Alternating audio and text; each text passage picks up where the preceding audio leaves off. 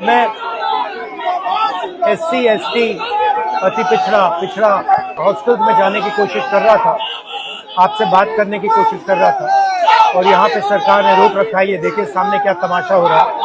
Gate खोलिए पहले राहुल जी को बाहर निकलने दीजिए, वहाँ नहीं जाने और कहीं जाने। हिंदुस्तान में लोकतंत्र नहीं है, सरकार मुझे अंदर नहीं जाने दे रही। मैं सिर्फ 3 सवाल पूछ रहा हूँ।